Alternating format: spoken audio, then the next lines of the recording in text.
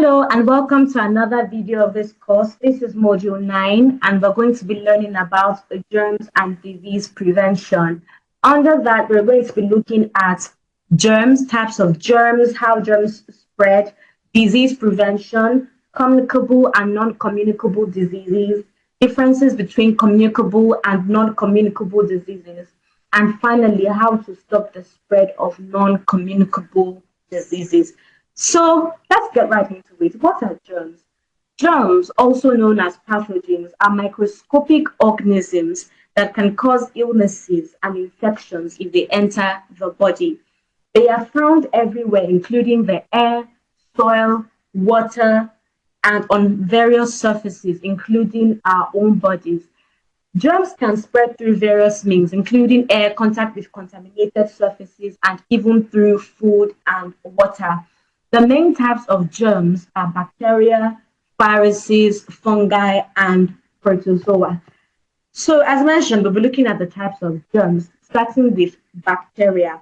Bacteria are one self-life forms called organisms that can be seen only with a microscope. Not all bacteria are harmful. Some bacteria that live in the body are helpful. For example, some bacteria that live in the intestines help food digest, destroy disease-causing organisms, and provide nutrients.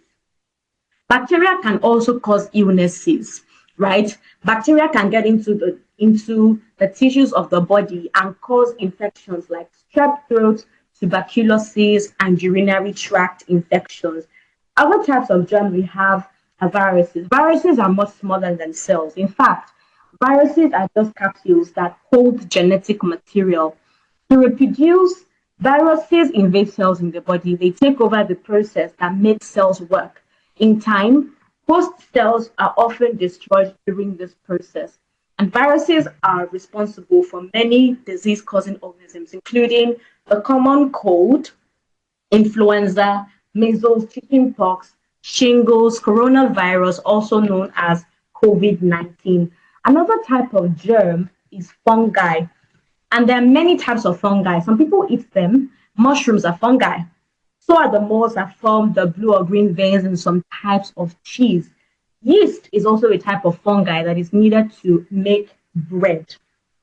Fungi can cause illnesses as well. An example of bad fungi is yeast candida. It can cause an infection in the mouth or throat called thrush. Some viruses responsible for causing many diseases, including common cold, influenza, measles, chickenpox, and shingles. We have protozoans. Protozoans are single-celled life forms that act like tiny animals. They hunt and gather other microbes for food. Many harmless protozoans live in the intestinal tract. Others cause diseases such as giardiasis, malaria, toxoplasmosis. We have helminths. Helminths are among the larger parasites. The word helminth comes from the Greek word for worm. If the parasites or eggs enter the body, they settle in the intestinal tract, lungs, liver, the skin, or the brain. Helminths include tapeworms and roundworms.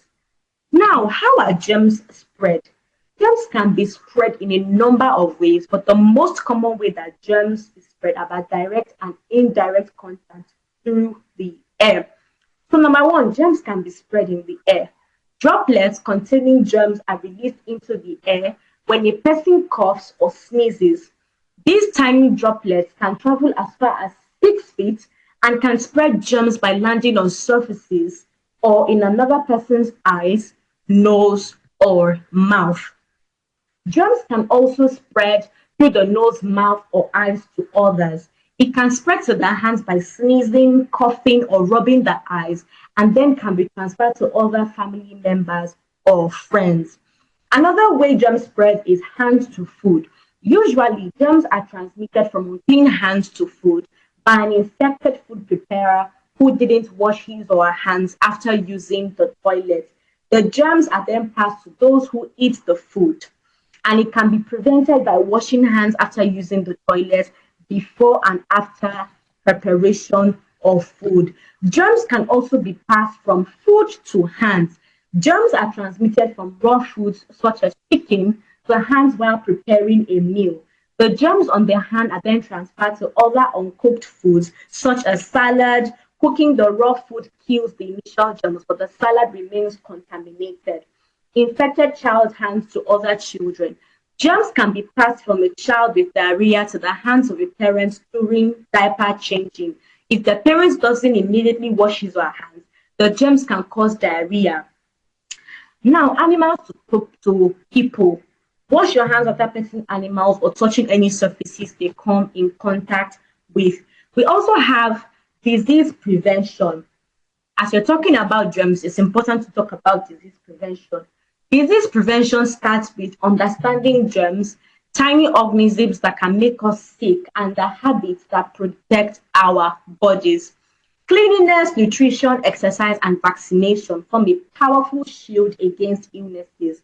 Disease prevention encompasses a broad range of strategies to minimize the risk of developing diseases, focusing on both individual and population level interventions.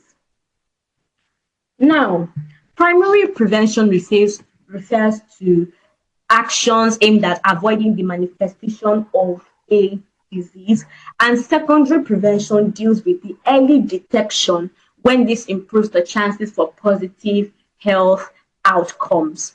Now, let us look at infection versus diseases because they're not exactly the same thing.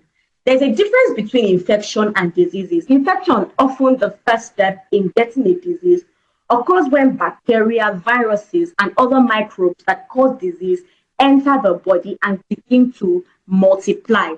Disease happens when the infection damages cells in the body, then the symptoms of an illness appears. Now, how do we prevent germs and infections? What is the best way to stay disease-free? Prevent infections.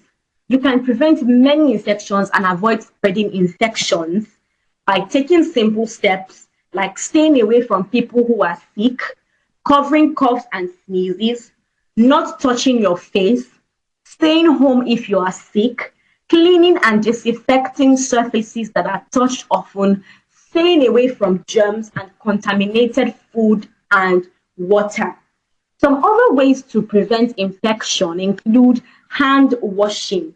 This is one of the easiest ways to protect yourself from germs and infections, and we have emphasized a lot on this in previous videos. Another way is vaccination. Vaccination is the best way to prevent certain diseases, right?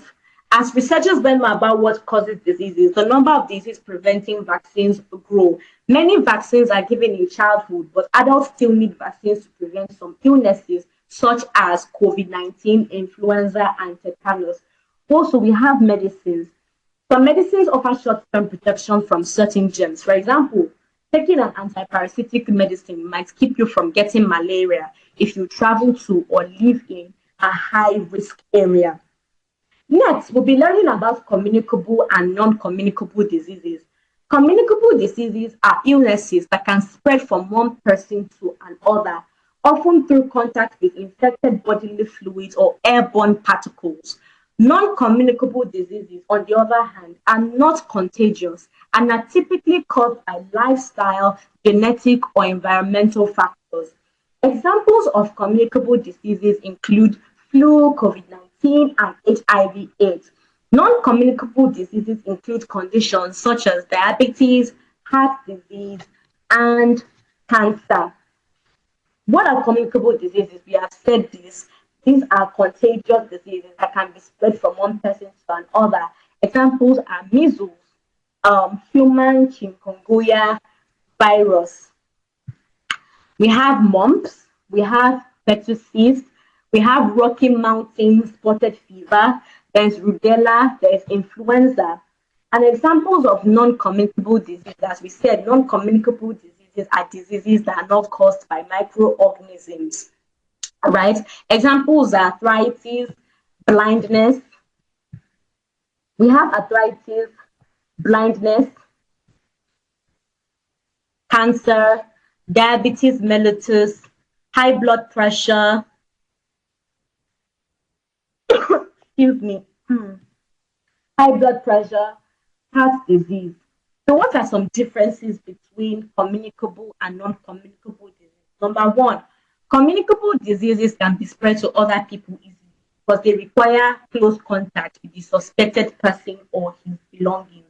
But non-communicable diseases are hard to be transmitted because they involve genetic traits or environmental factors. So it is hard to develop in another person. Number two, with communicable diseases, there's only a short period where we may wait for the illness to show itself before starting treatment.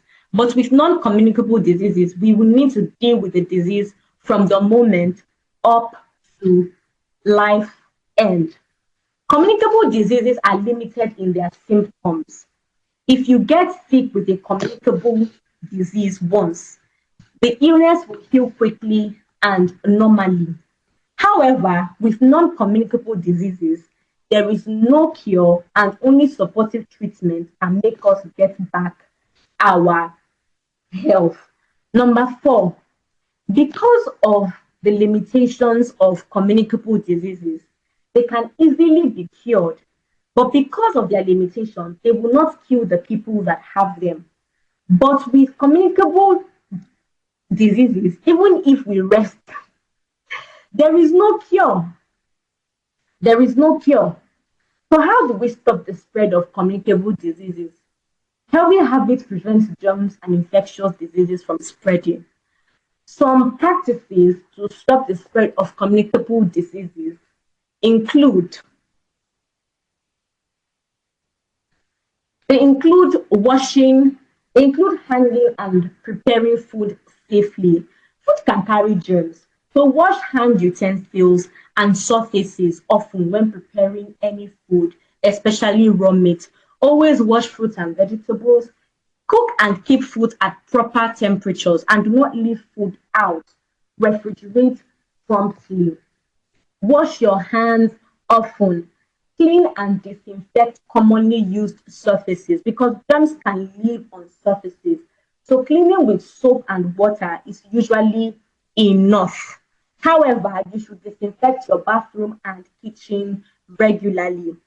Another point is cough and sneeze into your sleeve. Do not sneeze or cough without covering your mouth and your nose. Avoid sharing personal items that cannot be disinfected, like toothbrushes and razors, or sharing towels between washes. Get vaccinated. Vaccines can prevent many infectious diseases. You should get some vaccinations in childhood, some as an adult, and some for special situations like pregnancy and travel.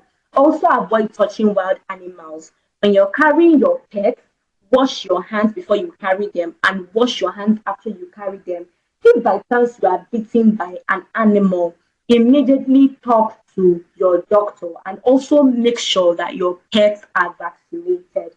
And finally, stay at home when you are sick. Get better, get rest so that you do not spread the germs. Thank you very much. We have come to the end of this module. I will see you in the last and final module of this course.